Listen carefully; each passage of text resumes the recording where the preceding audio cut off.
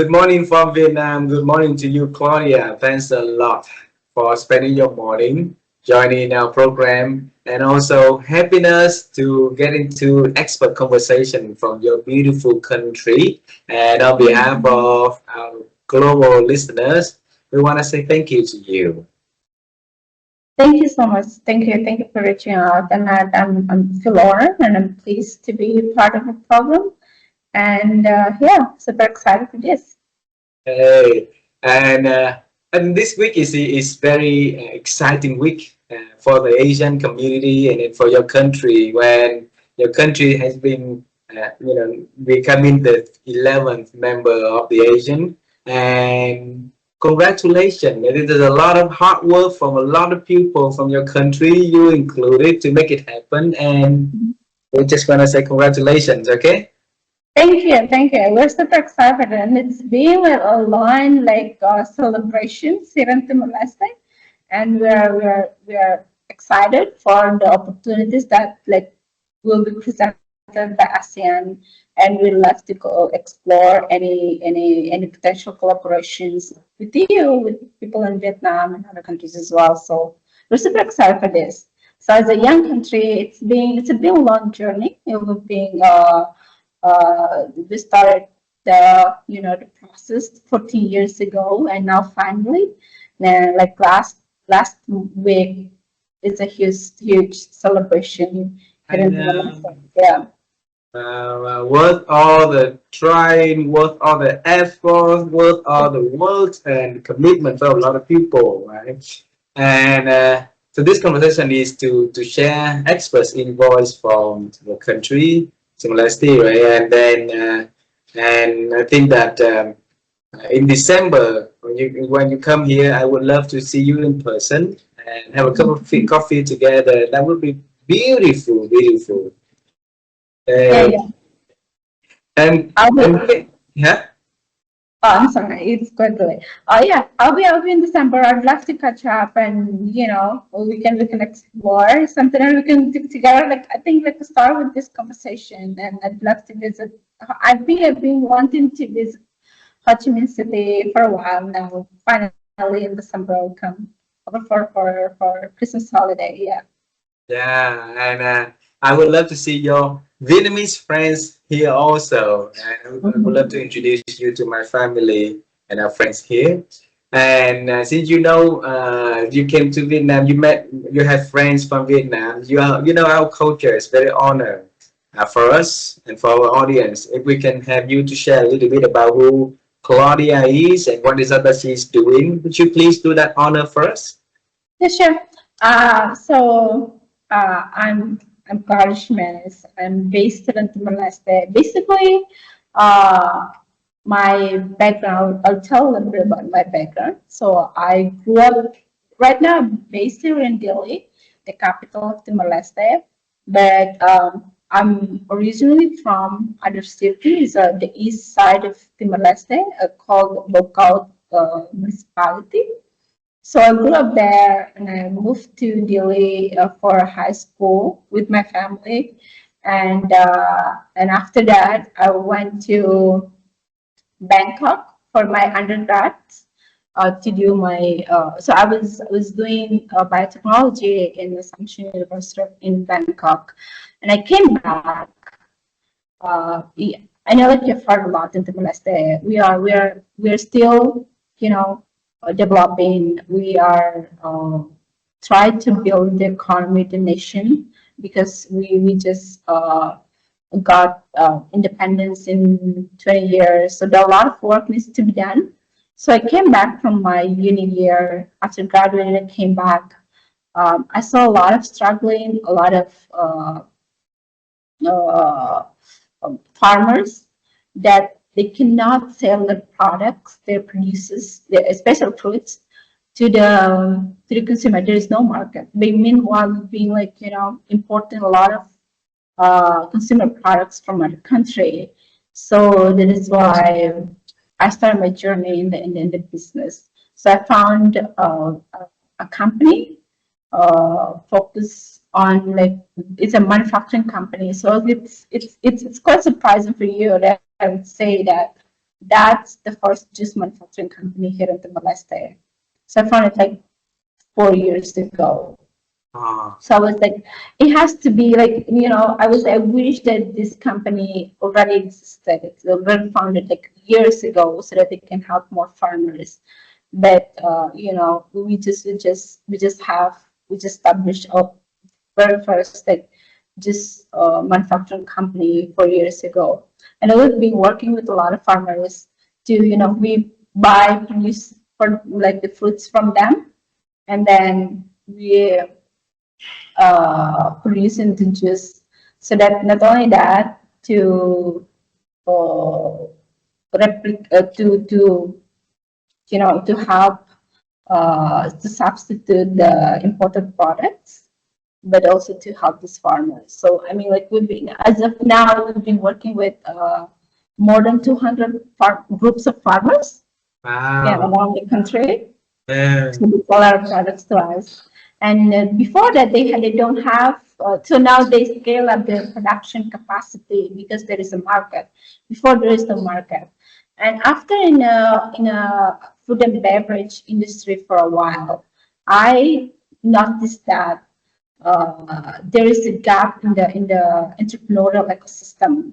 We don't really have support.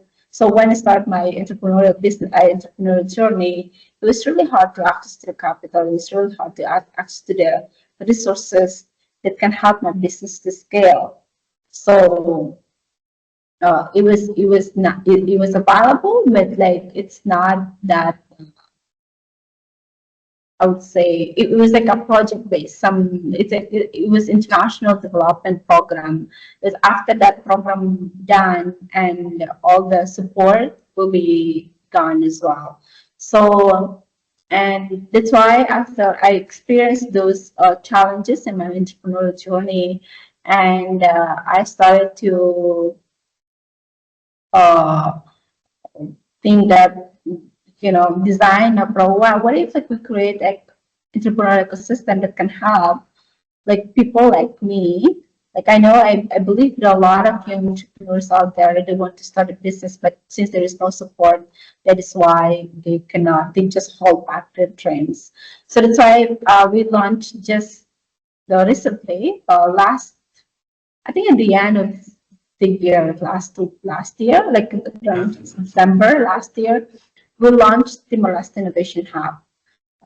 This businesses aim to support to create entrepreneurial startup ecosystem where we can support businesses, like young entrepreneurs, to come up with more innovative businesses, like to boost the innovation here in Timor-Leste.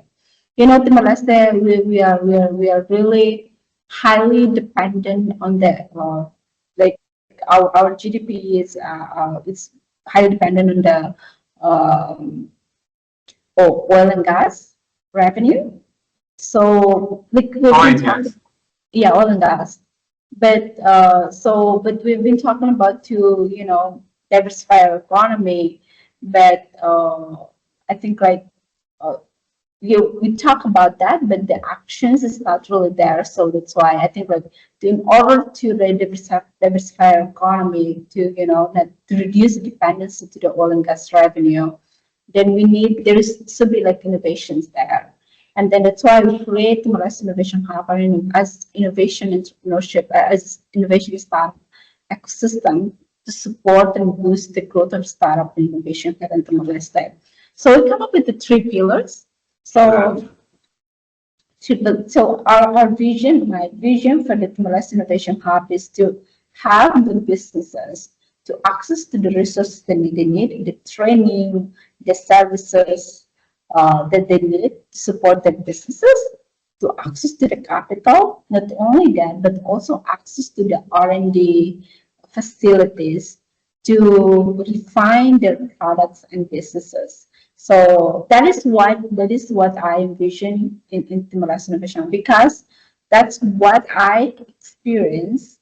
Those are the challenges that I experienced when I started my first venture, my first business. It was really hard to access to the capital. It was really hard to access to the services, business development services that I need. It was really hard. Not only that, I want to find my product. I cannot access to any R&D facilities around Timor-Leste. It's not really available here in Timor to support the businesses. So that's why Timor-Leste Innovation Hub, we want to bring together this expertise, not only here in Timor-Leste, but also to other from other countries like R&D or like investors from other countries to come and then build this ecosystem to support the innovation ecosystem in Timor-Leste. Yeah, that is pretty much like what we're doing, what I'm doing here in Timor. Yeah. Wow. When I listen to your stories, I found a keyword. Okay, I'm trying to find keyword that describe it. And I think the keyword that I like to share is the keywords of noticing, okay, observing. So you observe the challenging along the way for farmers in your country. There's a lot of challenging back then, and I think this the challenge for farmers existing in our countries in this region a lot, right?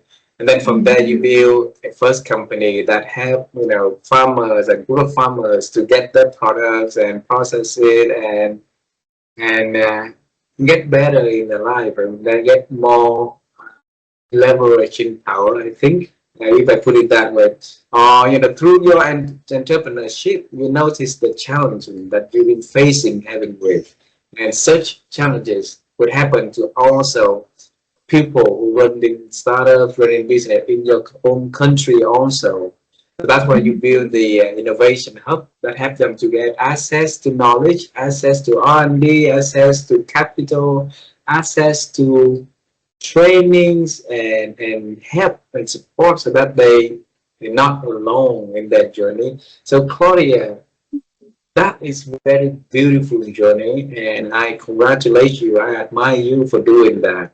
All right, and this conversation is for the people to know deeper at the core of Claudia, of why going through all that, hard works to help people to accelerate. So let's travel time. How does that sound to you? How does time travel sound to you? I'm sorry? I say, how does time travel sound to you? We want to travel time with you. How does that sound? No. All right. Interesting. I'll lead the way. All right. I grew up in a small city called Da Nang City. So it's in the middle of Vietnam. So Ho Chi Minh City here, Hanoi here, and my hometown is the middle.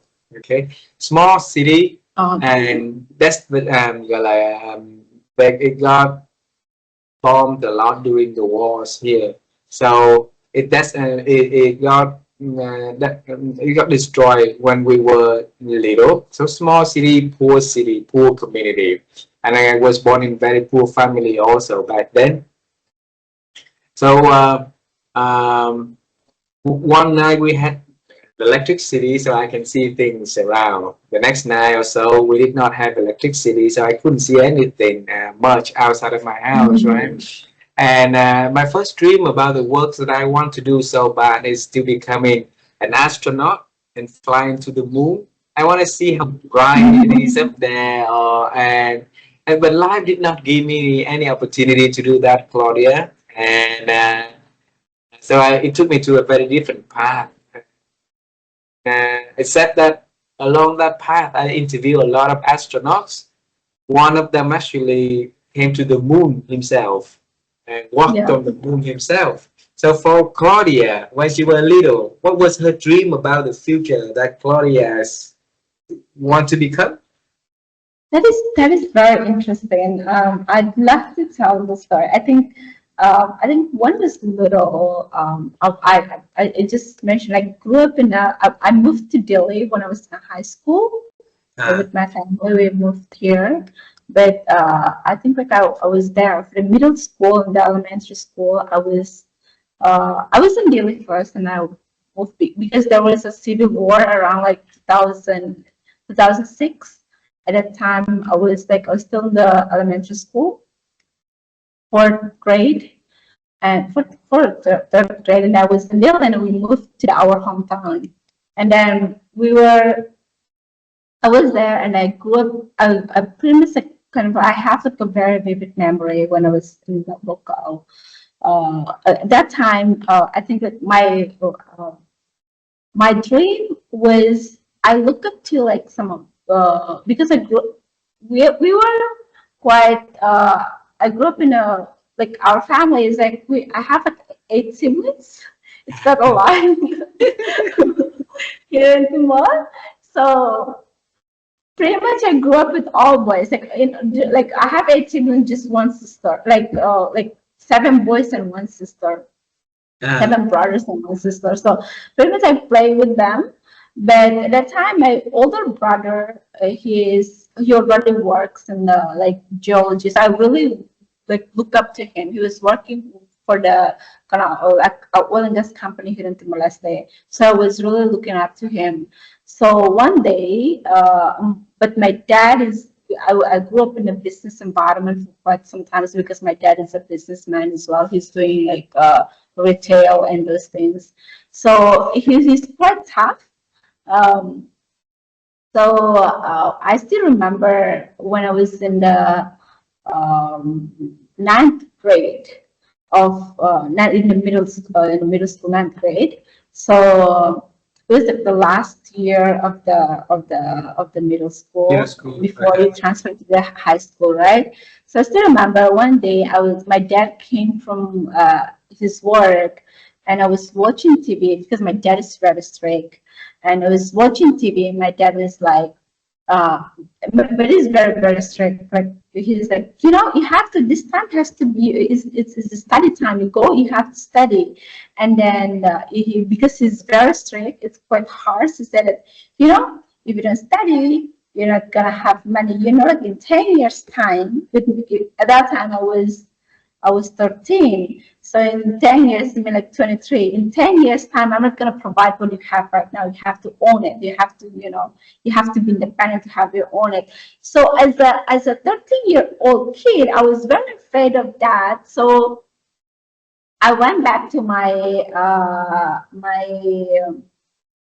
room, and I was like, so it means in 10 years I have to have my own money.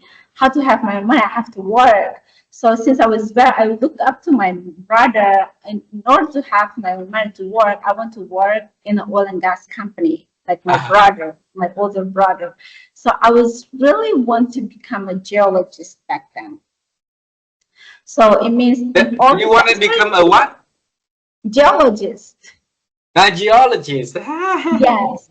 So I was like, because like, and then in my mind, like as a 13-year-old kid, I started to do my own theory of change, like setting my own goals. So it means like in 10 years, I have to have my own money. It means I have to work, but I have to work in an oil and gas company. In order to work in an oil and gas company, I have to study, I have to become geologist. In order to become geologist, I have to study geology. At that time, we in University in Timor-Leste, we don't have a geology faculty here in Timor-Leste. It means I have to travel abroad in order to study geology. And then I was like, and in order to travel abroad, study abroad, I have to have scholarship. So I started to do this goal setting the 13-year-old in 13 year as a 13-year-old girl. So in order to travel abroad to study geology, I have to get scholarship. So in order to get that scholarship, I have to go to the best high school in the country. So that I have to have get to that. At that time, I was in my last term in middle school to transfer to the high school. So I was like, in order to get into the best high school, it means that I have to study now. So I was kind of like a planner since I was very, very young because of my dad was very strict. So I did it. So, and that's why the motivation came from that, really came from that. So I went to my room, study. So my goal is to, in 10 years, I have to have my own money. So I studied, and I went to, in high school, I moved to Delhi, went to one of the top high school in the country as just my dream. And then after that, I studied geology. And then And after like graduated from my school, I studied geology. But when I entered to I did like in the undergrad, I did geology. I was like, no, I think I can do more than this. It's quite in Mm. the box. I was no, I think like I have to do something else. So in the second year of my study, I changed my subject. I like went for biotechnology instead. So yeah, that's the journey. Like I think like I was a young girl, but it was I was a planner since very young. So yeah. I Oh, believe that whatever you want to achieve in 10 years, you have to start somewhere now. wow, wow. You know what? I heard about the 10-year plan uh, 3 years ago. So I interviewed a very accomplished HR leader in my country, and Mhm. she's the CHRO for Asian company called AIA here, and uh, and she told me about 10-year plan, and that her boss asked her 20 years ago, like, hey, Lynn, what is the 10-year plan? What's your plan for 10 years, right? And I was like, wow, I see 3 years, I see 5 years, I see 1 year, and like even next month is already hard enough, right now 10 years, and then Yeah. and then she told me that. Then a week later, I interviewed a gentleman. So he's from the US. He spent a large portion of his time in Europe, right? And he's the author of the book 10-Year Plan, because he and his Oh. friend, yes, build a 10-year plan that they want to build a business and scale it up to $100 million, right? And they did a 10 years plan, and by the year 10, they accomplished that. They sold the business for 100 million, and he wrote the book, very famous one, and his name is David Tressler, right? And now today you also tell me about 10-year plan. We would love to hear it from you. The 10 years plan uh, at the 13 years old girl, right? Mhm. When her father told her that, hey, you need to have a future, you need to study, and then something that busted in that Claudia's head back then, to think about the future, to worry about the future, to find solution, to come up with plan. And now you tell about 10-year plan. Start today. Explain first a little bit more with you. I'm sorry. Share with us a little bit more about, if we want to have a 10 years goal accomplished, then we have to start today. Share with us more about that. What do you think about that? Oh, I mean, like, for I'm sorry, you're asking about my 10 years plan in the next 10 years, or like Back then, when you were 13 and you think about your future, and then the 10 years plan, you create a plan in very detail, what needs to be done, study what, go to the best year school in high school, then get yeah, scholarship, and it's very, very well organized in the 13 years old mind, right? yeah. And how did you come up with that 10 years plan like that? It's very comprehensive. I think it's oh, that's very interesting. I was surprised as well. So when I look back, I was like, that 10 years old, like that's 13 years old. Like it's quite. I think it's because at first I was like, I have to create this plan or else I'm not going to survive in 10 years, because my dad was like already, threatening me to not provide anything when I was like in 10 years. So I have to like, I have my own backup plan in 10 years. I have to become what. But I think like it's one of the things is probably I grew up in a family that I think my dad served as a military. He's very well organized. He's like whatever you want to do in a week, you have to do it. So every time, like when I still remember when I was still in a elementary school, or in a middle school. My dad, like everything before you begin your week, you will come and talk to him whatever you want to learn like this week, and what Wow. are the subjects that you're gonna learn, and then after that you'll tell me after like 1 week, after like the end of the week, you'll come back like you really like, oh really, you really like, it's like a weekly plan that my dad will like create that to us, because like it's quite hard, like so it's like raising 9 kids in a household. I think like he has to use like some of the military tricks for Mhm. us in order, because like he didn't like that soft. It's kind of like it's not soft dad, but I'm glad that he was that strict for us, because he really like raised us to become a planner. Mm. Every week we have our own plan, even though like in school. So I think like it's because of the habit that like when I grew up in that's why when he said that in 10 years I'm not gonna provide it, automatically I have to have my own plan. Wow. So yeah. You see, Claudia, it's beautiful as a role model. Your father, like guiding you throughout your life, right? It's so beautiful seeing him at the beginning of the week asking all of the his children to come up with the week plan of what they want to accomplish, what they want to learn. Then at the end of the week, right, he has a session with each of you to double check between your plan and what you execute. So that's helping you, and I think your other brothers, and also having the skill set of planning your day, planning your week, thinking ahead, and that's very important.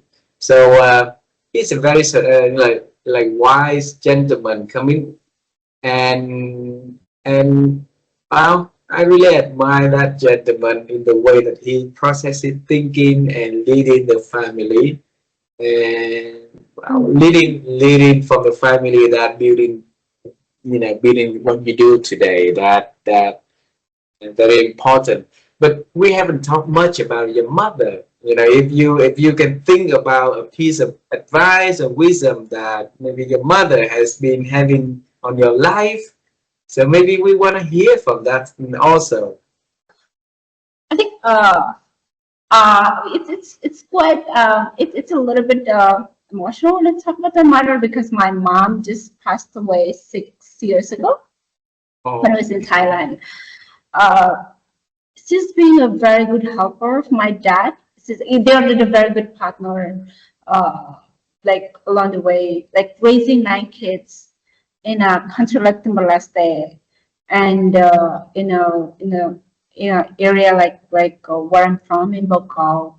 It was really hard, and I think like the post conflict, like we all after like 1999 when Indonesia like left, everything is like we have to start everything from zero.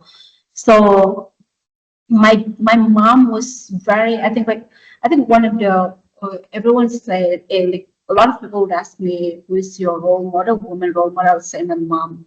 oh, She was very, very, very strong during those tough time, and she was able to raise 9 kids. That is, send all of them to the universities in a country like Timor-Leste is quite hard, and she and my dad did it. And my mom side, my dad is like a little bit strict because like he served in the military back then, but my mom is in a soft way. So she's very religious. She comes from a religious background, a family. So my dad will like discipline us in the education side, but my mom will bring the other soft side to us. So it's not that you're not gonna yes, you have to be tough in order to pursue your goals, but at the same time you have like to introduce the softness, the human side to us as well. So it was I think that it was great combinations to raise the children, like 9 children like us, and yeah, so she's strict as well, but in a soft way. She will come and remind us to do our homework, to guide us, to not only that, not only to do like in terms of to pursue our education, but also like to introduce some of the life lessons like since we were still young.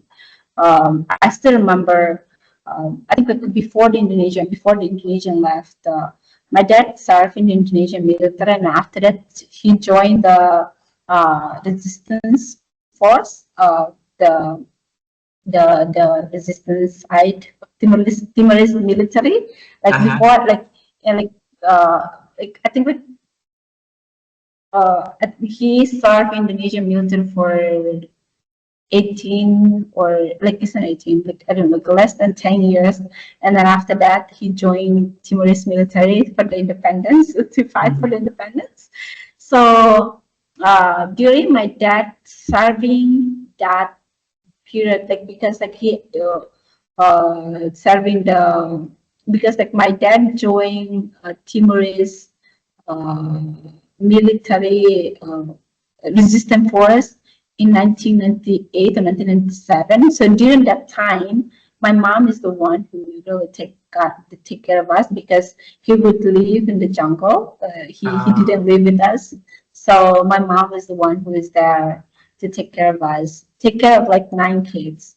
So that was, I think that's the strongest thing. At the same time, because it was he lives, she lived in a very dangerous time because like you know having a husband that before he was in the Indonesian military now joining like at the time it's a rebellion to rebel Indonesia. So that was um, joined the military, Timorese military. It was really hard, but like my mom manages all, and yes, she's very strong.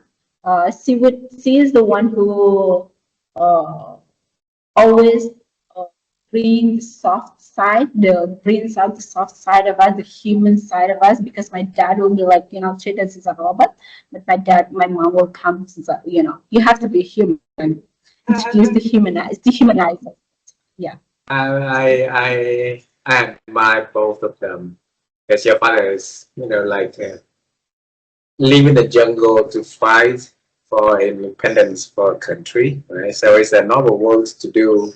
But your mom is going through all the hardship to not only raise the family, but also, send all the children to school and get education.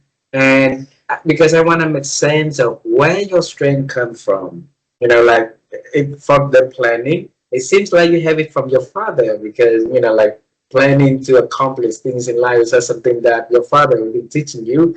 And for being the soft side, seeing the needs, yeah, the support that other people needs in your country, the farmers needing, that's probably where Claudia started to see, okay, she wants to help, people through her works, right? So that is a beautiful combination between the two. And then, and you have the end products of that.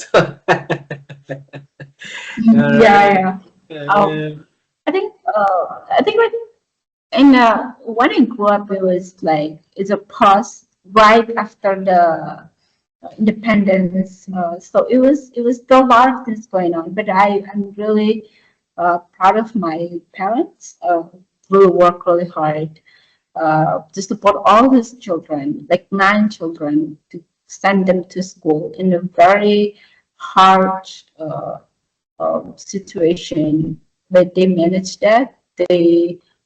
I'm really proud of them. Not only that, but like they really like introduce the value of how to have the country. Because like my dad always say that you know in our generation we we fight to get independence, but it's not done. The work just start beginning. So to the work just getting started.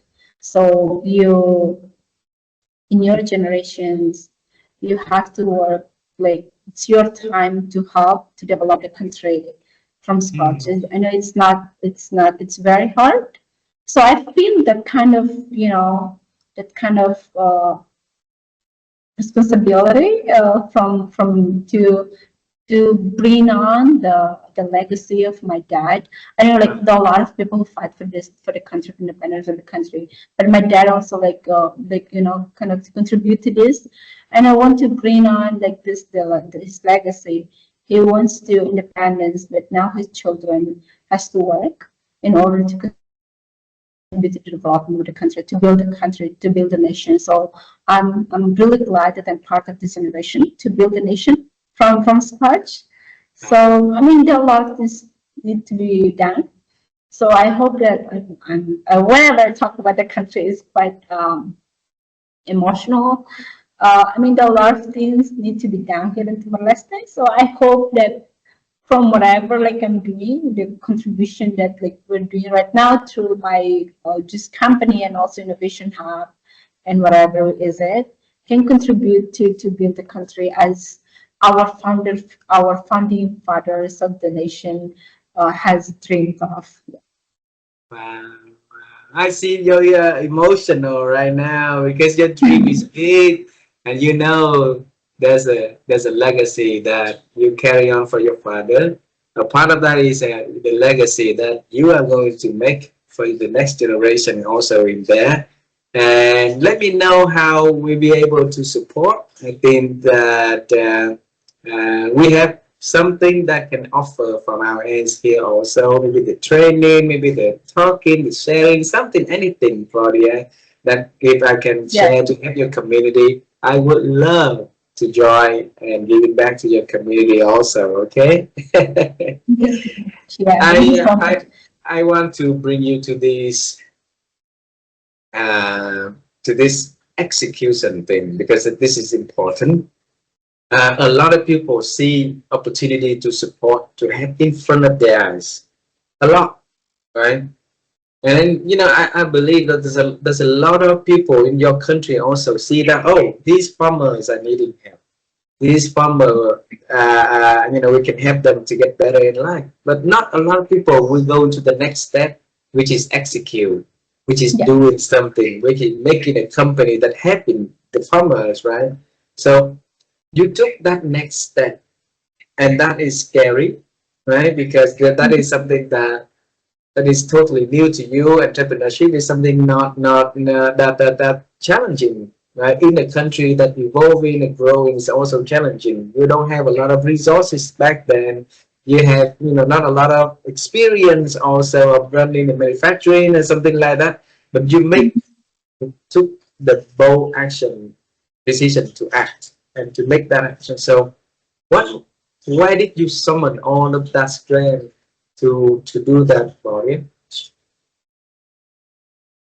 Oh wow! I think it took courage. I think that's very very interesting. I think I would say I did my, when I share my dream when I was young. I want to become geologist, to work in an oil and gas company. I don't want to do anything about entrepreneurship business at all.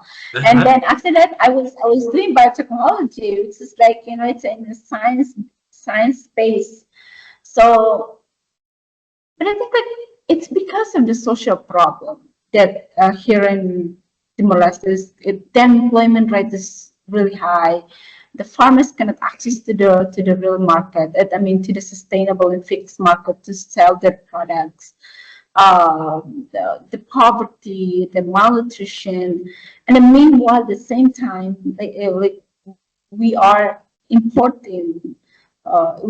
Every year we spend millions of dollars to buy fruits, to buy juice, fruit juices from other country, and we have all these resources. Why don't we leverage this? Why don't we use this and produce so that we can consume these things?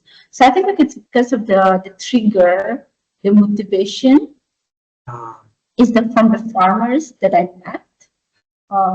Even though they so even they have all these challenges, but they never stop uh, trying to like dream, like to grow more the fruits. They never give up of what they're doing because they are really dependent on those things. Their income, their livelihood is very dependent on that. So if you don't really have these farmers, I really believe that their lives wouldn't improve. So if you want to do something to help them, so I talked to one of the things that I think it's one of the things that really changed my perspective was really one really pushed me to execute was I had a meeting with these farmers like in the southwest of the country. He was like, yeah, we go all of these things, we but there is no market. We just need market. If there is market, then we will sell more. Not only that, not only will sell more, and we will grow more, and at the same time we will help our children to go to school.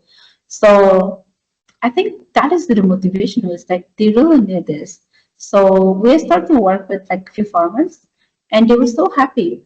And I when we started buying fruits, first we started uh, with a pineapple. We buy pineapple from like a group of farmers. They were happy because they now finally we have a market for this. And then it's like, oh, I can't stop this.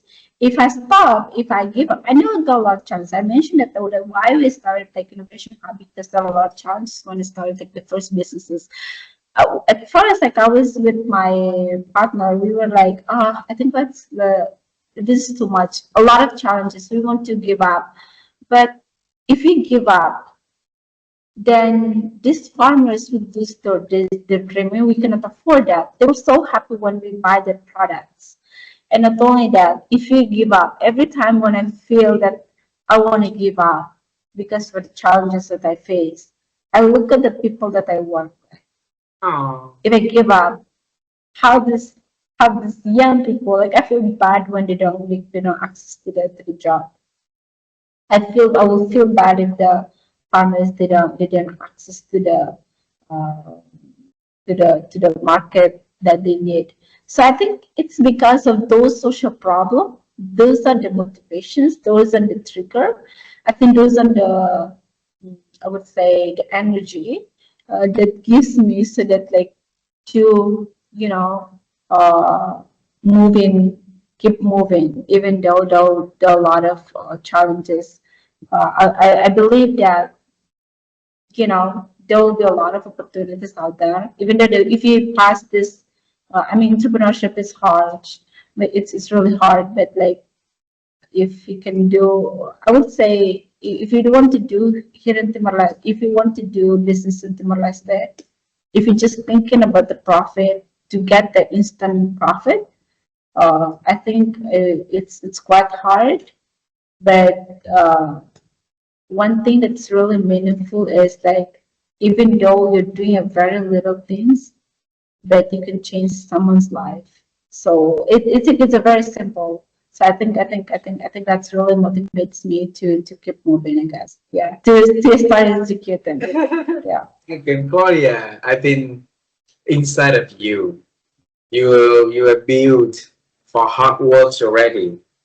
And your father, right? Your mother, they're all going through the hardship to raise you guys up. And so you've been seeing that every single day in your life at childhood. So, you know, anything that's hard is just another challenge for you to see opportunity where you can fix those. I don't think it's going to be any issue at all for you handling that. And especially when the country is going through this stage of developing, so there's absolutely there's a lot of challenges and absolutely there's a lot of opportunities in there also, right? And thank you for putting the soft sides of your mother onto the business equation to see that okay, a little change, a little change, a little change. And you know what? Business is all about people, right? If you have people do when they need it most, guess what? When they can have a better future, who they gonna think of? Who gonna think about? They're gonna think about you. because you've been there with them on day one, man. So thank you for doing that. And next is about raising the bars, right? So helping the farmer is hard already, and then raising the bar to help entrepreneurs. I think that's a beautiful journey because when you can help business startups or entrepreneurs on that journey, that could scale the business a lot more, the economy a lot more for a country. So a year ago, bring me to that moment. What triggered you to say, okay, Claudia is gonna open the Timor-Leste Innovation Hub? So, Yes, that is. I know. I think like my probably it's because of like my upbringing. Or try like my dad is like you have to solve the problem. Cannot. So I think after like having like the first businesses, I started to realize and I talked to a lot of people like oh, we cannot access to the capital. I want to access to the resources. I want to, but someone has to do it. mm, So, and I started to like, putting lots. I was like, what are the missing? What are the gaps? I didn't identify the gaps here. What are the gaps here? And I was like, oh, access to the capital is one thing, and access to the training, like to the knowledge to do the business is one thing. And I believe that a lot of it's not only me. I think I believe that a lot of young entrepreneur, young people in Timor-Leste, they want to start a business, but because of the lack of the support, make them to hold back. So that's why we started Timor-Leste Innovation Hub. It's because of the just talking to these people, and I started to like, why do we have if imagine imagine a world, imagine in Timor-Leste. I started to imagine Timor-Leste if we have platform or a facility that can support the ecosystem, that can support this startup uh, to access to the capital, to the access to the knowledge. Not only that, access to the facilities of R&D to find their businesses. I think we can have more innovations. We can boost their startup. Not only will come up with a lot of innovative businesses in the Moleste. So I think it's true. It's true. It's because of the challenges, but I want to have like this images. Imagine we have this one, and then yeah, that's why we start. Like I started the Molest Innovation Hub, and my goal in the Molest Innovation Hub is like to have the businesses, but not only that. In that, we can boost more new businesses that come with the bold ideas because I really believe that in the Moleste. When I started Vera, when I was, I want to like, open, have my own juice manufacturing company. Some of the people, it's like, it's really hard. You're not going to achieve it. You're a woman.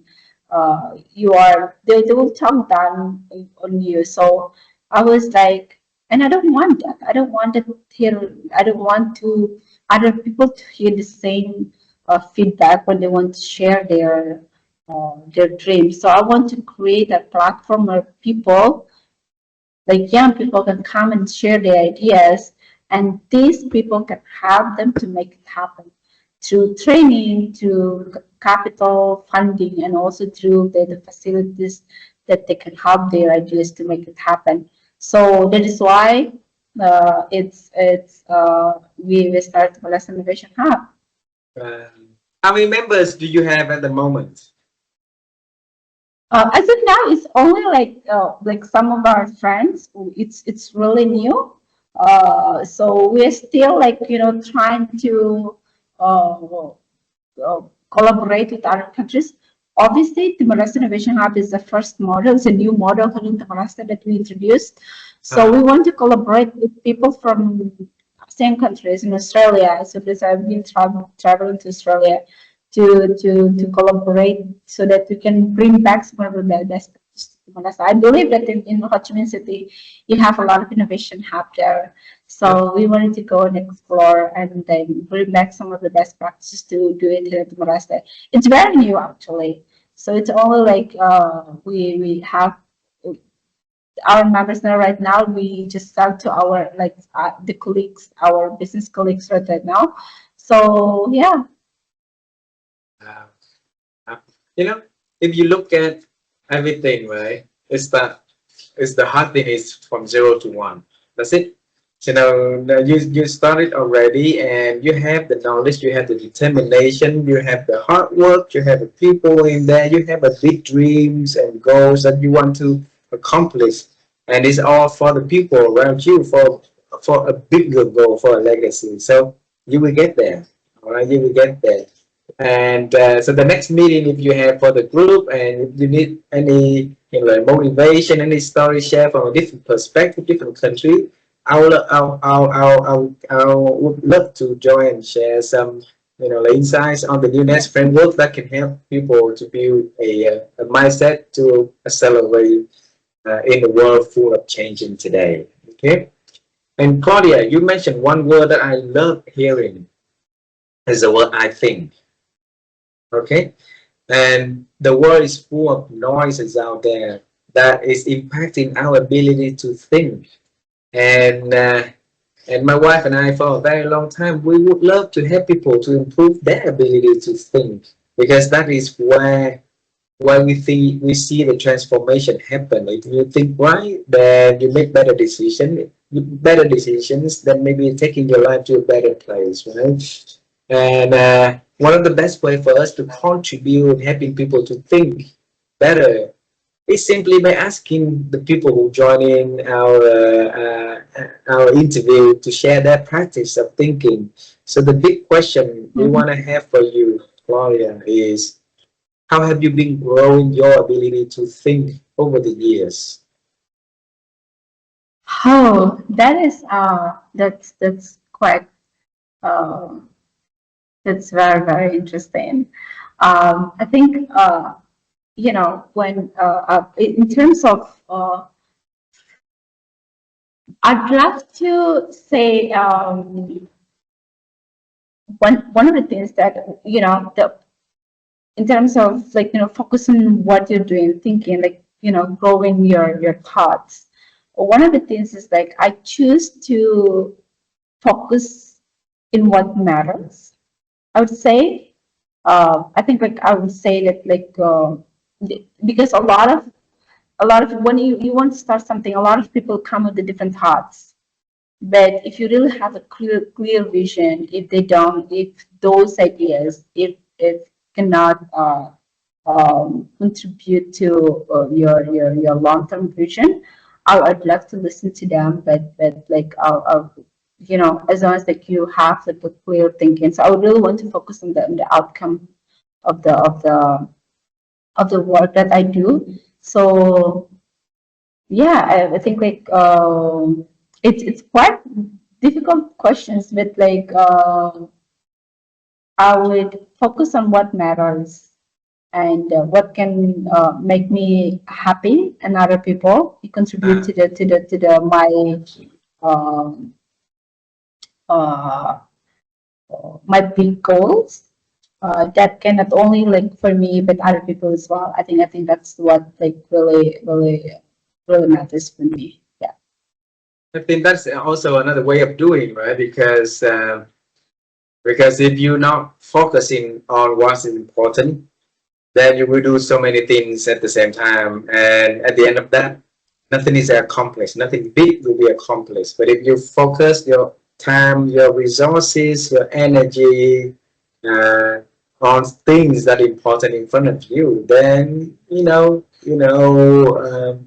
we're starting to produce the result, and those results Yeah. will bring good impact on other people, right? And two last questions for this conversation, right? And the first one is, I'm gonna bring you to the moment when you're at ninth grade, when your father told you that you have to think about your future. You have to, otherwise he's not gonna support you when you grow up. You're gonna be on your own and stuff like that. So you were watching television when he came back home, right? Mhm. Yes. And now You and I will travel time. You and I will walk into that door. You and I gonna meet you back then and him back then. That very same room, okay? And you are going to tell him about the future, about something that you want to tell him and yourself back then. So what is that Claudia is gonna say to them then? Oh, that is quite hard. I would say thank you for thank her for taking the initiative since very such a young age to think about the future. And I think we made it. We didn't really we didn't become the geologist. We became something else, and we have helped like a lot of people to because of you taking the initiatives. You took that initiatives to draw our theory of chains of life, our life DOC. That is why it's what I now we are already here. So there are a lot of work to be done, and I hope that now we are going to write other theory of change in another 10 years. So hopefully we can achieve that. So I would thank her, and Mrs.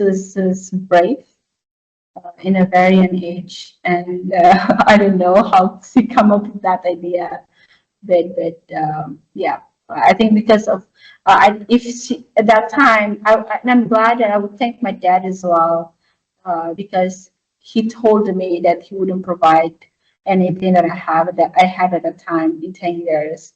That's really like forced me to think. Um, about my future.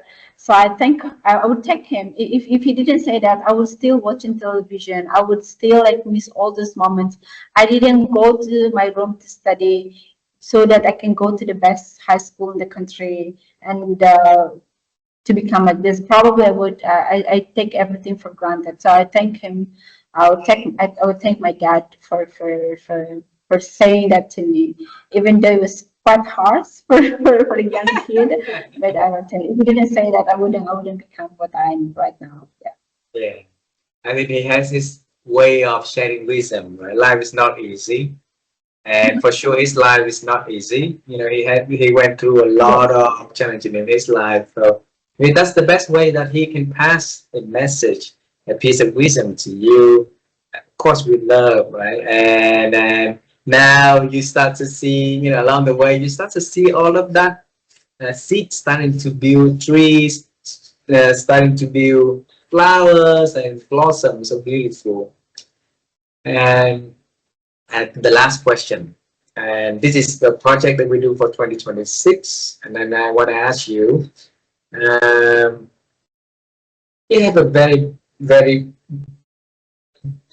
different kind of backgrounds, right? And the beautiful about our journey is that we've been able to talk to different people who do different things. They want to contribute to the world in different ways, and if you look at the people you met, you know, if you look back at your journey, and if there's one skill that you think that very important that people need to learn and to master so that they can have a life of fulfilling, of a legacy, of doing something big for themselves and for others. So, Claudia, in your own word and perspective, what is that one skill that you think important that you want to share for other people?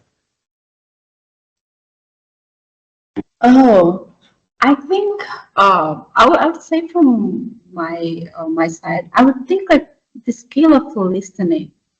It's Listen. it's very it's very simple. A lot of people think like they're like some of the people are sometimes I think like I'm a good listener, but sometimes I'm not too. So I think listen is very important. Listen because you will learn something new. It will change, sometimes it will change your perspective towards something. If the communication is good, if you're a good listener, obviously you will have a better communications. You will you'll come up with the best ideas. So I think try to listen more. So it's I think with the skill that so it's something I'm still trained to have is listening. Listening is very important because according to me, it's because from that you will learn a lot of things. Because if you talk, sometimes you spend a lot of time in talking, but if you don't listen, because listen, you will learn new things. But when you talk, you're not gonna learn any new things. Listening is very important because in order to learn something new, change your perspective, change your have a new perspective of life, have new views, is from listening. If you're not good listener, if you don't listen to people, how can you have different new perspective? So we're gonna stuck in the same thing. So I think that listening is very important. It's where we build our relationship. It's where we build something that can provide impact, especially in the business. If you listen, you can create something that matters to your customers. You can build a culture in your company, a good culture in your company that can everyone feel that they're heard. You can, if you listen more, you can solve the problem, the real problem, not only the problem you think that you have to solve, but the real problem that the society is facing. I think listening is very, very important to me. Yeah. Wow. Wow. Thank you so much for sharing that. And I believe listening is essential, it's very important. And I think the word is a lot of noise because a lot of people are talking and not truly learning how to listen. But if you can tune down a little bit to give time and to start to listen a lot more, uh, then perhaps we will build better relationship. Perhaps we will also change the way that we think about human, about business, about the world inside of us, about the world outside of us, and that probably the one of the best way to make our world a better place.